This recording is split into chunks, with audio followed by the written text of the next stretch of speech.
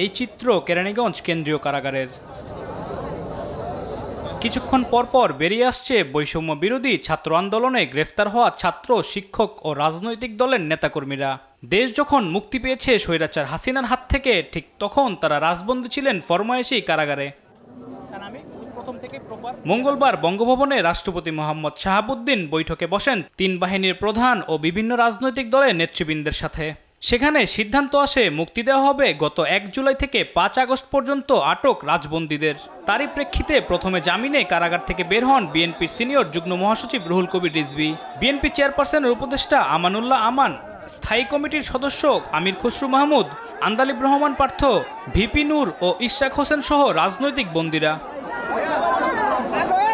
যদিও আন্দোলনে নেতৃত্ব দেওয়া ছাত্রদের অপেক্ষমান রেখে রাজনৈতিক নেতাদের প্রথমে মুক্তি দেওয়াকে স্বাভাবিক হিসাবে নেয়নি শিক্ষার্থীরা।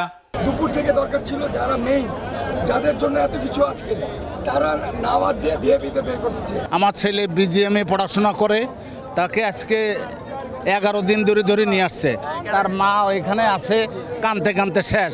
আমরা মনে করি আজকের বিএপি 2024-এর বিএপি হচ্ছে এই দেশের ছাত্র জনতা। আমরা বেলবন্ড পাঠিয়ে দিয়েছে, কিন্তু তার এখনো পর্যন্ত আমরা মুক্ত পাই না। সে জগন্নাথের সমন্বয়ক নূর নবী ইসলামিক স্টাডিজের ভাই এখনো ভিতরে বন্দী। মুক্তি পেয়ে কারাগার থেকে বেরিয়ে আসা শিক্ষার্থীরা জানান ডিবি অফিসে নির্যাতনের কথা। অ্যাসিস্ট্যান্ট কমিশনার গোলাম মুস্তফা, স্পেশালি আমি তার নামটা বলবো, এই হাত ভেঙে দিয়েছে ডিবিতে, বলেছে তোর আরেক হাত রাখবো না, তুই পড়াশোনা কিভাবে করিস আমরা দেখে দিব। তবে সব রাজমন্দির জামিননামা কেন্দ্রীয় কারাগারে না আসায় মাইকে ঘোষণা দিয়ে অনেককেই পাঠানো হয় কাশিমপুর কারাগারে। ওখানকার সাবেক স্টুডেন্ট আলিমুজ্জামান সাফওয়ান, দেশ টিভি, ঢাকা।